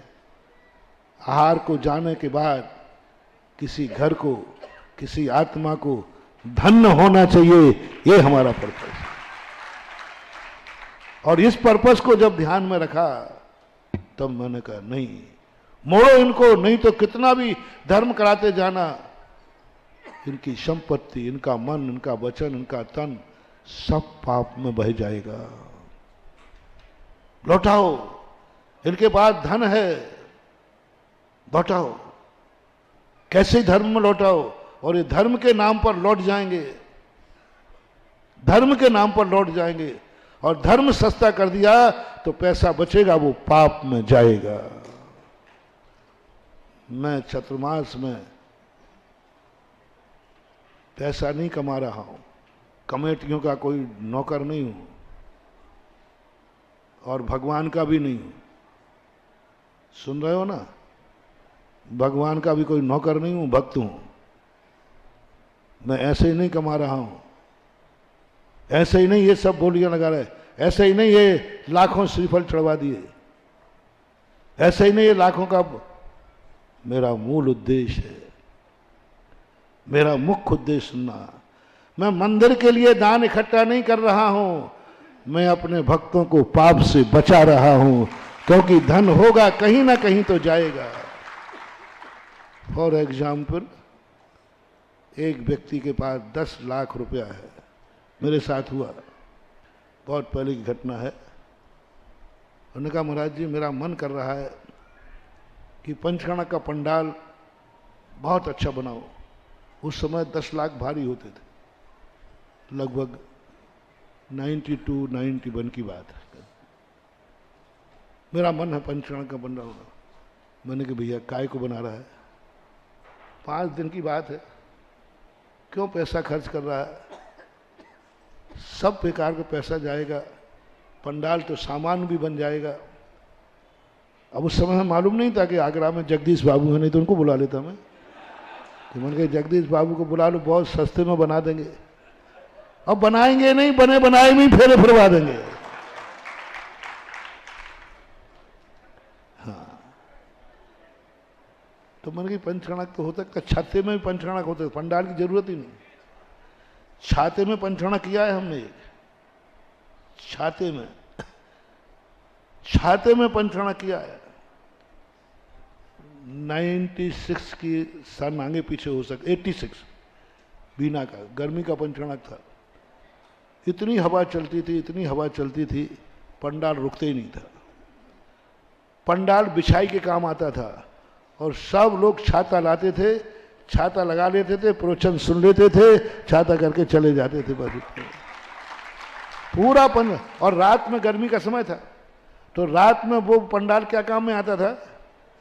बिछाई, खुले आकाश में पंडाल पर पंचकर्णक हुआ। और जो प्रवचन होते थे वो सब छाता लाते थे अपने घरों से, पर छाता लगा रहे, कैसा मजा आ रहा। वो तो उस समय इतने ये वीडियो वगैरह नहीं थे, तो आज नहीं तो आज लोग देखकर ताज्जुब करते, छाते में भी पंचकर्णक होता है। पूरी पब्लिक, बीना में अच्छी समाज है, इससे भी बड़ा पंडाल था, सब छाते लेकर के बैठते थे। हमारे लिए थोड़ी सी छाया कर दी थी, वो स्टेज होती ना, जो स्टेज वो चद्दर की बनी हुई थी, तो हमें वहाँ बैठा देते थे और सब छाते में बैठते थे। और बढ़िया 1-1.5 घंटे प्रवचन होता था, और जैसे ही प्रवचन खत्म सबके छाते बंद। इंद्र रानी भी ऊपर पंडाल में ऊपर बैठते थे, नीचे बैठ ही नहीं सकते। तो कोई बात नहीं, छाते में पंचकर्णक हो सकता है। और तो और मैं छाते में भी चतुर्मास कर सकता हूं, लेकिन करूंगा नहीं, करूंगा तो नहीं, क्योंकि मैं अपने भक्तों को पाप की तरफ नहीं जाने दूंगा। और पैसा बचेगा। उसने कहा नहीं, मैंने बहुत रोका, मैंने कि भैया मत कर इतना पैसा कर। ठीक है महाराज, जो गुरु आज्ञा हो। फिर हम अपने किसी शादी वाय का पंडाल बनाऊंगा, लेकिन बनाऊंगा तो सही। मैंने तुरंत मैंने कि भाई पंचकर्णक की बना दे, पंचकर्णक की बना दे, पाप कार्यों के लिए बनाने की अपेक्षा पंचकर्णक की बना दे, कम से कम प्रभावना तो होगी कि देखा पंचकर्णक पंडाल भी कैसा बना था। मैंने उसको अनुमति दी। बोलो सस्ते का ठीक था कि महंगा ठीक है? अन्यथा वो 10 लाख कहाँ जाते? गलत कार्य में करते, वहां तो उसको पुण्य भी बंद नहीं होना था। आपका धन कहां जा रहा है देखो। आप मंदिर कह रहे हो कि मंदिर महंगे हो गए, आपकी हवेलियां देखो कितनी महंगी हैं, कितनी महंगी है हवेलियां, उनके सामने तो कुछ भी नहीं है। आप कह रहे मंदिर की धर्मशालाओं का किराया महंगा है क्षेत्रों पे, होटलों से तो सस्ता है। क्यों हो रहा है? मंदिरों की धर्मशालाओं का किराया बहुत सस्ता है, यहां का भी सस्ता ही है, इतना होटलों का नहीं होगा। इतने सस्ते किराए में कहते महाराज पैसा लिया जाता है। होटल का किराया मैंने पूछा, एक होटल वाला 3 साल के अंदर उसी होटल से इतने रुपए कमा लेता है कि 3 साल में दूसरी होटल खोल लेता है। गलत तो नहीं कह रहे? एक होटल वाला 3 साल में इतना कमा लेता है, और हमारे तीर्थ क्षेत्रों में 50 सालों से एक धर्मशाला चल रही है, वही धर्मशाला का जीर्णोद्धार भी नहीं हो पाया। क्यों? क्योंकि वो घटिया है, क्योंकि वो सस्ती है, क्योंकि गरीब लोग वहां रुकते हैं। धर्मशाला दूसरी नहीं बन पाई और एक होटल दूसरी बन गई। क्यों? वहां पैसा लोग देते हैं, 5-5 हजार एक दिन के। यहीं पर बताते हैं, यहीं पर सामने होटल है, 8,000 रुपया एक दिन का है। 8 बोले ये सस्ती है। 8,000 रुपया 24 घंटे में एक कमरे का। अब 3 साल में दूसरी होटल क्यों नहीं बनेगी? 8 साल यदि किसी क्षेत्र की धर्मशाला का 8,000 रुपया एक कमरे का किराया कर दिया जाए, तो मैं क्षेत्र में 1 साल में दूसरी धर्मशाला बन जाएगी, क्योंकि संख्या तो यहां ज्यादा है, लेकिन गरीबों की है। चलो अपन 500 रुपये पे आते हैं। 500 रुपये में पंचकल्याणक और चतुर्मास भी करा दूंगा, कोई बात नहीं। 500 रुपये में सही, चलो थोड़ा बढ़ा दो, 5,000 कर देना। 5,000 में चतुर्मास, 500 रुपये में पंचकल्याणक। आगम सम्मत कराऊंगा, आगम से कोई दोष नहीं आएगा। 500 रुपये में सुधारवादी खुश हो जाएंगे, महाराज जी ये चला दो, बहुत वेस्टेज होता है, पंच कल्याणा को बहुत वेस्टेज होता है। ये जो 1.5 लाखों श्रीफल चढ़े ना, यही रक्षाबंधन की पूजा 5 चावलों में करा सकता हूँ, और तुम करते ही थे। वो तुम अर्घ डालते हो ना, तो बादाम तो ऊपर रखी रहती है, जैसे वो मिठाई की दुकान पे काजू तो ऊपर लगा है बस अकेला, ऐसे ही फल तो ऊपर रखा रहता है, नीचे से वो चावल ही अक्षत है ना, वही निकलते हैं, और 4 चावल नीचे रखेगा हाथ का। सप्त सैकड़ा मुनि सो जान, रक्षा करी विष्णु भगवान परम गुरु हो। ओम ह्रीम अकंपनाथ आचार्य आदि सप्त सैकड़ा मुनिंद्राय अर्घम निरुपाम थी। कितने रुपया लगे? क्या ये पूजा नहीं है?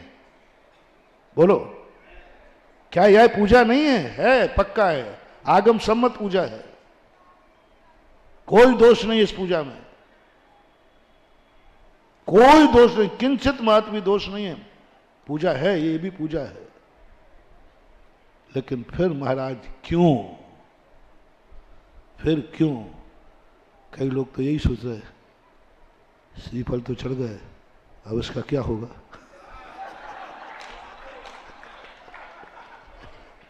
अब इसका क्या? नारी पूछे सोम की काहे बदन मलिन, का कछु गिर तुमरो गिर गयो का काहू को दीन।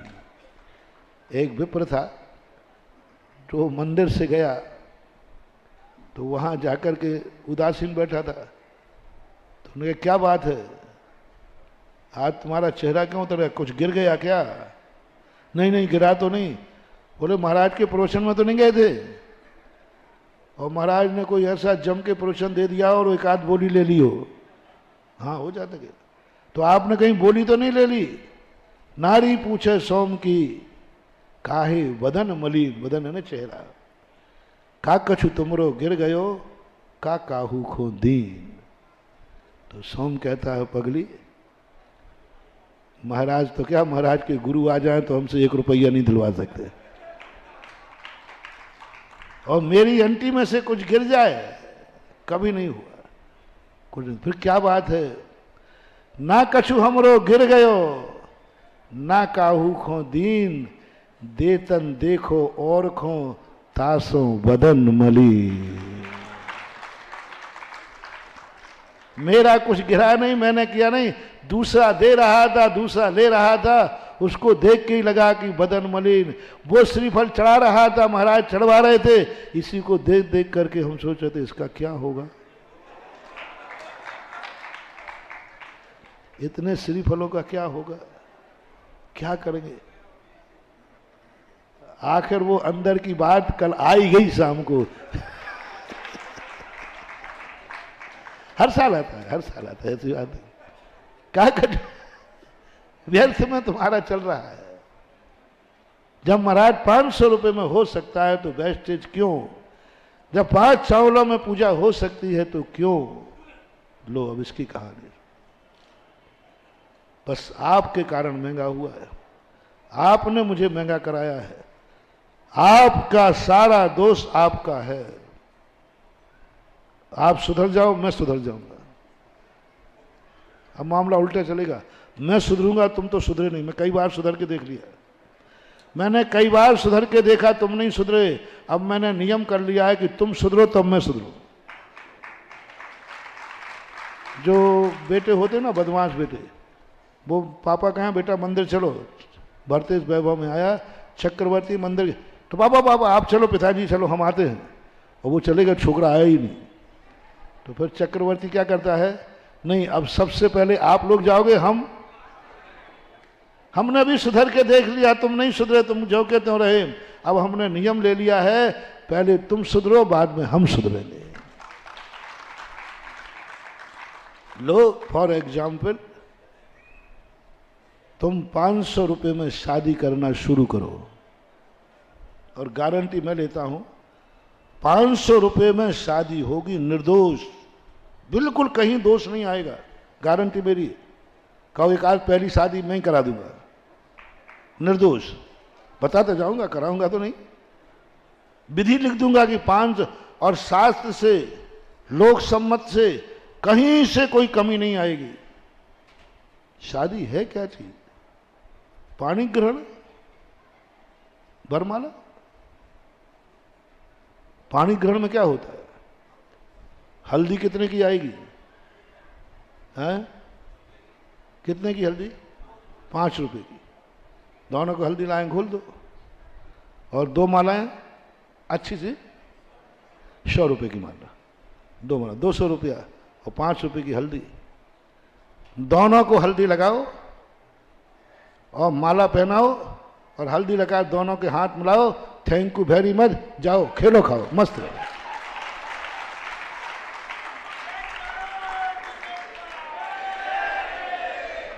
रावण रावण दो जन्ना, रावण रावण दो जन्ना, उन्होंने उनकी नार हरी, सो उन्होंने उनको मारन्ना, इतनी सी तो काथन्ना, और तुलसी लग गए पोथन्ना।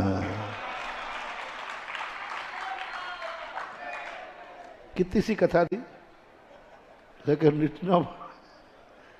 इतनी बड़ी रामायण लिख दे कि उठाने में मुश्किल पड़ जाए। क्या है? करो सस्ता, तुम प्रस्ताव पास करो, सुधारवादी हो। 500 रुपये में शादी होगी, मैं वायदा करता हूं 450 रुपये में पंच कल्याणक होगा। पापों की तरफ बढ़ रहा है, पैसे की कमी नहीं है समाज में, पापों की तरफ बढ़ रहा है। धर्म सस्ता है कि महंगा है, सवाल इसका नहीं है। सवाल है आप लोगों को पाप से रोकना है, आपको पाप से रोकना है। आपके पास पैसा है, मुझे रोकना है। कैसे रुकेगा ये पैसा? ये तो पाप की तरफ जाएगा। ये तो 3-4 करोड़ की होटल करेगा। कैसे रोकूं? ये 2-3 करोड़ 5 करोड़ के महिला संगीत में हीरो से हीरोइन बुलाएगा। कितने के महिला संगीत? 5-5 करोड़ के। कम कह रहा हूं, सलमान खान आए तो 5 करोड़ एक के। हीरोइन का नाम मुझे पता नहीं, तो बता दो आज के। पुरानी तो ड्रीम गर्ल्स थी वही। वो यदि आती तो हीरो, और उनकी कीमत अलग अलग है। 5-10 करोड़ भी हो जाए तो कोई बड़ी बात नहीं है। और 2 घंटे कमर यूं मटकाए और पहले पैसा लेते। हाँ, पहला पैसे लेते हैं, जब स्टेज पे जाएंगे पूरा पेमेंट हो जाता है। और आप लोग देते हो कि नहीं बताओ भाई? पहले नगद, किस्तों में नहीं। जिनका चरित्र नहीं है, जिनका आचरण नहीं है, जिनके कोई विचारों में शुद्धि नहीं है, जिनका दर्शन, जिनका नाचना मंगल रूप नहीं है, उनको तुम कार्यक्रम के पहले ही पैसा पकड़ा देते हो। कार्यक्रम कैसा होगा? और जब यहां कार्यक्रम की बोली आती है तो महाराज कितने साल में पैसा देना है? किस्तों में, किस्तों में। उसमें भी दे दो तो बड़ी कृपा हो जाए। वो कल कहा था ना, कल दान का प्रोविजन आज जोड़ लेना। उतने पे भी 100 नाटक, उतने पे भी 100 नाटक। झगड़ा डंटा, मन बिगाड़ते हो। काय का पैसा, कैसा पैसा, बोल दिया दे दूंगा, वहां नहीं कहते हो। उसके तो आने के पहले ही तैयारी कर लेते हो। अब क्या करें? वो 10 करोड़ रुपया जो महिला संगीत में गया है, वो मुझे रोकना है। और मेरा भक्त ले जा रहा है। भक्त से कहा, बोले क्या कर रहा है? बोले महाराज जी आप भी। क्या करूंगा? क्या कहा? क्या करूंगा? इसीलिए तो कमाया था थोड़ा महाराज, करने दो मौज मस्ती। अरे मैंने कि मर जाएगा, बर्बाद हो जाएगा। अब कैसे रोकूं इसको? कैसे रोकूं? भगत है, भगत है, समर्पण है। कोई ऐसा अड़ंगा लगाओ कि शादी आने के पहले जो उसने 5 करोड़ महिला संगीत को रखे हैं, उससे चतुर्मास का कलश स्थापित करा दो बेटा से।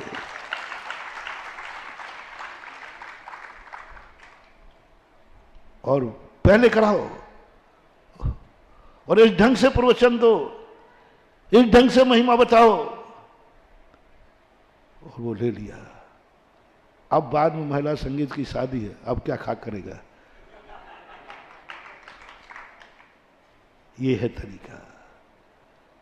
पाप की तरफ से तो मुड़ना। जैन दर्शन गजब का दर्शन है। जैन दर्शन दान पर विश्वास नहीं रखता, त्याग पर विश्वास रखता है। इष्टोपदेश में पूज्यवर पूज्यपाद स्वामी ने स्पष्ट लिखा, कोई व्यक्ति कहे महाराज जी मैं प्रतिमा लेता हूं, त्यागी बनता हूं, लेकिन फिर दान नहीं दे पाऊंगा, धंधा पानी बंद करना पड़ेगा। और आप प्रतिमाएं मत दो, हम प्रति साल 10 करोड़ रुपया देंगे। कितने? प्रति साल देंगे। आप मुझे आशीर्वाद दिए धंधा पानी के, मैं बहुत बुद्धिमान हूं, बहुत कमा सकता हूं, और व्रत भी लेना है मुझे, 2 प्रतिमा के, इन 2 में से एक करूंगा, क्योंकि वृत्ति बनूंगा तो फिर कमाने में उतना नहीं कर पाऊंगा। सवाल 10 करोड़ का है, और बड़ा करूं? ऐसे लोग भी हैं साल भर के 50 करोड़ कमाते हैं, और वो कह रहा 50 करोड़ दान में दूंगा, जहां आप कहोगे वहां दूंगा। इन दोनों में से एक का निर्णय आपको करना है गुरुजी। प्रतिमा ले लूं तो फिर 1 रुपया दान में नहीं होगा, फिर परिग्रह प्रमाण हो जाएगा, सब शुद्धि करना पड़ेगी, फिर धंधा पानी नहीं कर पाऊंगा। और नई प्रतिमा लूंगा तो 50 करोड़ दान पर ईयर। बोलो क्या करूं? हाँ मोटिया जी, कोषाध्यक्ष जी, चलो तुम ही बताओ अध्यक्ष जी, 50 करोड़ आएगा? 50 करोड़ खजाने में, और उधर क्या? ओहो, खोटा साधु होगा, खोटा गुरु होगा, तुम्हारा जन्म जन्म का दुश्मन होगा, पत्थर की नाव के समान डुबोने वाला होगा। तो कहते प्रतिमा उतना क्या लेना, कमाई कर और ला 50 करोड़। चोखा साधु होगा, तुम्हारा जन्म जन्म का ऐतिहासी करेगा, वो तुरंत कहेगा बेटा काहे का दान? दान कोई धर्म है क्या? दान कोई धर्म नहीं है, त्याग धर्म है। सब छोड़ के दंतफन छोड़ और 2 प्रतिमा धारण कर ले और 2 प्रतिमा दे दे। दान का कोई मूल्य नहीं है, दान तो मजबूरी है, दान तो समस्या का समाधान है, दान तो गंदगी का स्नान है। दान क्या है? गंदगी का स्नान है। दान तो समस्या का समाधान है, दान तो घाव के ऊपर मलहम है, दान तो पाप को धोने का एक साधन है। वास्तविक क्या है? व्रत, त्याग। 2 प्रतिमा का व्रत, करोड़ों रुपए की कीमत नहीं, ये तो मैंने बहुत सस्ता कहा। चक्रवर्ती का पद भी यदि 2 प्रतिमाएं लेने में निछावर होता है तो सच्चा गुरु कर दे, चक्रवर्ती छोड़ दे। 6 खंड का राज्य 2 प्रतिमा लेने पर 6 खंड का राज छोड़ना पड़ेगा। सच्चा गुरु कह देगा भक्त से, छोड़ दे चक्रवर्ती का पद। क्या रखा है इसमें? जो 2 प्रतिमाओं में आनंद है। जो 2 प्रतिमाएं इतनी कीमती हैं, 2 प्रतिमाएं इतनी अनमोल हैं, कोई भी व्रत का मोल दुनिया में है ही नहीं जो उसके बदले व्रत की आहुति दी जाए। 2 प्रतिमाएं, मात्र 12 व्रतों की कीमत बता रहा हूं। 12 व्रतों की इतनी कीमत है कि दुनिया की कोई वस्तु नहीं है जिसके बदले में 2 प्रतिमाओं को आहूत किया जा सके। इतना अनमोल है। दान नहीं, प्रतिमाएं तो मैं नहीं लूंगा महाराज,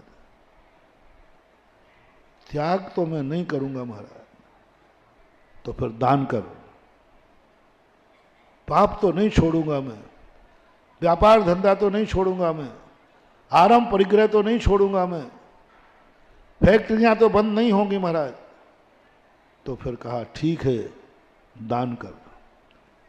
गंदा हो रहे हो तो स्नान करो, स्नान करो।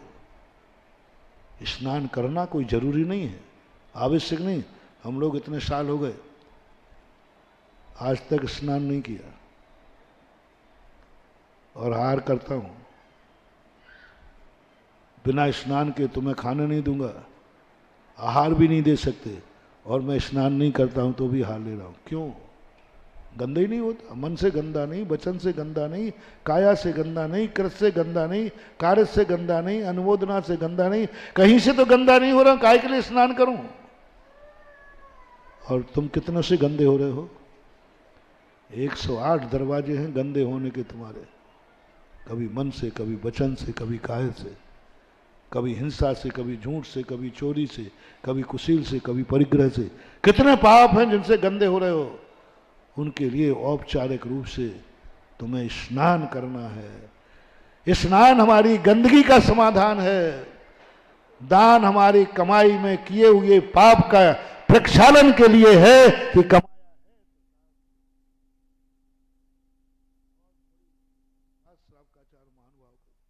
आहार दान तक को नकार दिया।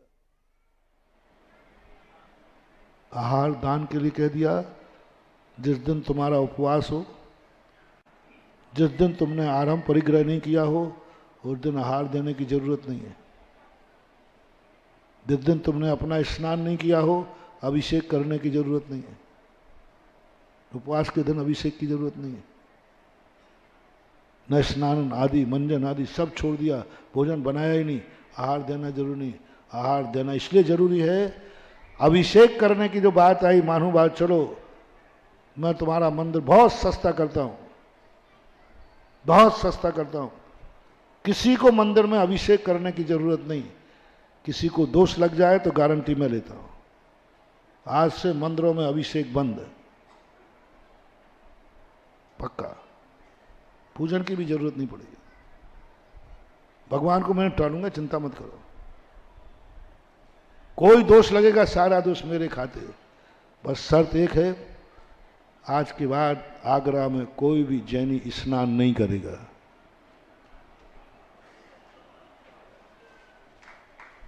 प्रस्ताव पास करूं? मुझे तो क्या, जिनवानी ने दो बातें लगी, या तो स्नान बंद करो या अभिषेक चालू रखो। तो मैंने तो कहा कि अभिषेक काय को चालू करो, स्नान ही छोड़ देता हूं, लो छोड़ के बैठा हूं, अभिषेक करना मुझे जरूरी नहीं। कोई करने की जरूरत, काय को भगवान का अभिषेक करता फिरूं, जल भरो, उनको नहाता फिरूं, लोटे ढालता फिरूं। अपन ने दो ऑप्शन में से एक लेना है, स्नान बंद और अभिषेक चालू। दो में से एक प्रस्ताव पास करो आज। आज के बाद जितने लोग प्रवचन सुन रहे हैं, पुरुष बन, स्नान बंद।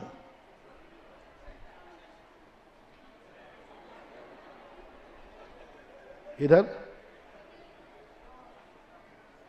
बेटा, दो में से एक चुनना है। दो के अलावा तीसरा कोई रास्ता नहीं है। तीसरा तो तीसरो है, तीये की बैठक। रास्ते दो ही है, या तो स्नान बंद या अभिषेक चालू। तीसरा कोई रास्ता नहीं, तीसरा तो तीसरो है। और तीसरो क्या कहलाता मालूम? तीये की बैठक। पहले दिन जीव मरता है, कम से कम शरीर रहता है। दूसरे दिन हड्डियां रहती हैं, तीसरे दिन राख मिलती है। दो के अलावा तीसरा रास्ता तुमने चुना तो तुम्हारी राख है, तीये की बैठक है।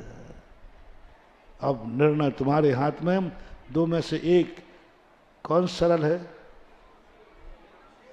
कौन सस्ता है, किसके बिना चल जाएगा? करो, मैं तो चाहता हूं अभिषेक बंद, तुम स्नान बंद करो, पूजन बंद, पूजन बंद, बस भोजन बंद करो। चलो एक टाइम खा लेना। भोजन करो, भोजन बंद करो या पूजन शुरू करो। दो में से एक, नहीं तो तीसरा। आज का मोटिवेशन। ऐसे सब बैठे शांत, जैसे पंडाल में कोई हो ही नहीं। दो में से कोई एक, तीसरा तो तीये की बैठक है। या तो भोजन चालू रखना है तो पूजन चालू रखो, और पूजन बंद करना है तो भोजन भी बंद होगा। दान बंद आज से। बस कमाना बंद कर दो। सब फैक्ट्रियों में, सब ठेकों में, यदि रोड का भी ठेका लिया हो तो वो भी कैंसिल होगा। नई फैक्ट्री खोली हो तो बंद होगा। आज से कमाई बंद, आज से दान बंद। मैं वायदा करता हूं, 1 रुपए की दान की घोषणा तुमसे नहीं कराऊंगा, पक्का है। और चतुर्मास ठाठ से करूंगा, चिंता मत करना। चतुर्मास तो ठाठ तो धन दौलत के बल पर चतुर्मास होते हैं क्या? इनसे कोई फर्क नहीं पड़ने वाला।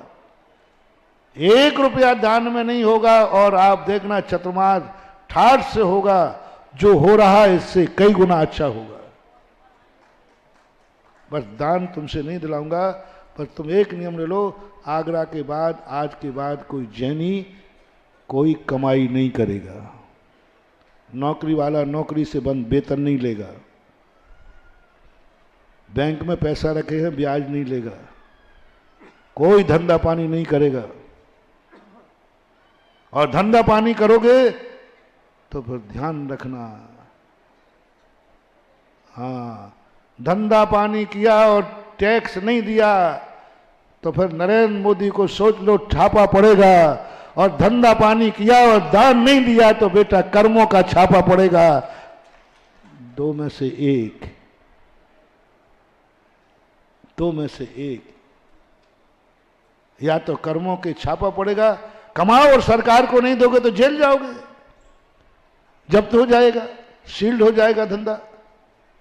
ऐसे यहां भी यदि तुमने कमाई की और दान नहीं दिया तो कर्म तुम्हारी किस्मत को शील्ड कर देगा, कल तुम्हारे सारे धंधे पानी चौकट बंद कर देगा, ऐसी दशा में ला देगा कि मशीनें नहीं चलेगी, क्योंकि तुमने दान नहीं दिया। सरकार को दान नहीं दोगे तो बोलो फैक्ट्री शील्ड हो सकती है, हो जाती कि नहीं? टैक्स नहीं देते हो तो वो शील्ड कर देते, कर्म शील्ड कर देगा, क्योंकि तुमने दान नहीं दिया, कमाई तो की है और दान नहीं दिया। इसलिए दोनों में से आज बड़े कठिन प्रश्न है, दोनों में से कौन सा बंद करूं? दान बंद तो धंधा बंद, प्रस्ताव पास?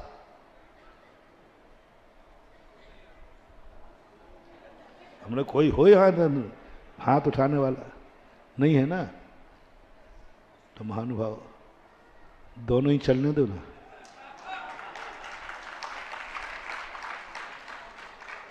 बढ़िया गाड़ी चल रही है, उधर कमाए जाओ, बोलो ना, उधर कमाओ, इधर जम के कमाओ और जम के दान दो, चलने दो, दोनों हाथ में लड्डू है।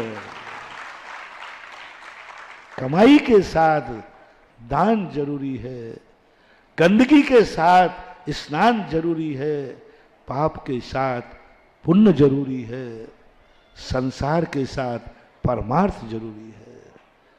जैसे जैसे तुम्हारे संसार के खर्च बढ़ते जाएं, वैसे वैसे धर्म के खर्च भी बढ़ाते जाना मानवाओ, बढ़ाते जाना। इसलिए आप लोगों के पाप की तरफ से पैसा रोकने के लिए हमने ये लाखों श्रीफल चढ़वाए हैं। कम से कम 10-20 लाख रुपया जो कल पाप में जाता, सुबह और पता नहीं काय काय में जाता, वो कम से कम 700 मुनिराजों के चरणों में समर्पित करने में गया, कुछ तो पुण्य। कम से कम चातुर्मास में तुमने दिया तो कम से कम पुण्य तो बंद होगा, पुण्य की निर्जा तो, पाप की निर्जा तो होगी, क्योंकि तुमने दान दिया है धर्म में। इसलिए समय आपका हो गया, आपके लिए अभी ध्यान रखना, अभी सहयोग की चर्चा, बहुत रहस्यमयी चर्चा है महानुभाव। ऋण सहयोग किसको कैसा देना चाहिए, महावीर भगवान की। सुधा सागर जी महाराज की कमाओ और दान दो। मित्रों, दान गंदगी का स्नान है। कल पूज्य श्री ने जिज्ञासा समाधान में अकबर और बीरबल का सुंदर किस्सा बताया था। अकबर ने पूछा बीरबल से कि मेरे हाथ पर बाल क्यों नहीं है? बीरबल ने चमचागिरी करते हुए कहा क्योंकि आप दान देते हैं। उन्होंने कहा तुम्हारे पास भी तो नहीं है, क्योंकि बोले आप की भेंट में लेता हूं इसलिए नहीं है। उन्होंने कहा बाकी के क्यों नहीं है? ये सुनिएगा, उन्होंने कहा बाकी के इसलिए नहीं है क्योंकि वो हाथ मलते रहते हैं। दान दूसरा देता है, खिसियाते कोई और हैं। मित्रों, आज सुधारवादियों को भी इस मंच से समाचार दे दिया गया है। बहुत चिंता है लोगों को, आगरा में इतने श्रीफल चढ़ गए। बहुत चिंता है लोगों को, आगरा में इतनी बोलियां क्यों लग रही हैं। बहुत चिंता है लोगों को, आगरा में इतनी धन की वर्षा क्यों हो रही है। सावधान हो जाएं, सुधारवादियों को आज सारे उत्तर दे दिए गए हैं। आज भक्ति कलश, एक सेकंड, आज भक्ति कलश अर्पण करने के 3 परिवार जो रह गए वो कृपया आ जाएं और तीनों आकर यहां पर अर्पण कर दें शीघ्रता से। प्रातःकाल में सभी ने पाद प्रक्षालन कर दिया है और हमने उनको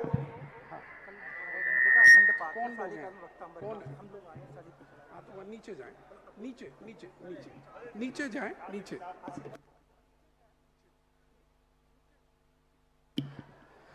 चलिएगा।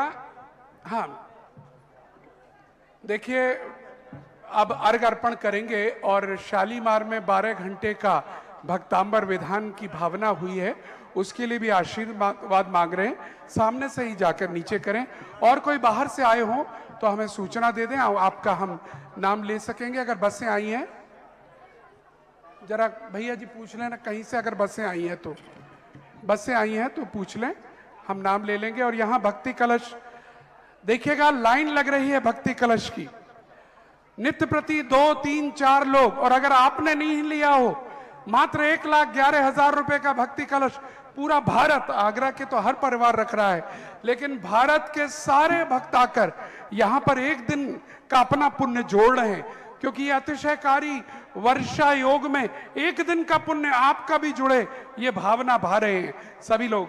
ऊपर कौन लोग आ गए देखिए, ये अगर आप करेंगे, ये हमारे वॉलंटियर टीम सर जरा ऊपर खड़ी हो जाए, जो लोग जबरदस्ती आ रहे हैं उन्हें पीछे करें। वॉलंटियर टीम सारी ऊपर आ जाए, मंच पर किसी को नहीं आने दे, सिर्फ मंगल कलश करता जिन्होंने किया है वही आएंगे। चलिए अर्घ अर्पण करते हैं, प्रारंभ करें। आचार्य श्री का अर्घ। भावों की निर्मल सरिता में अवगाहन करने आया हूँ, मेरा सारा दुख दर्द हरो यह अर्घ भेंटने लाया हूँ।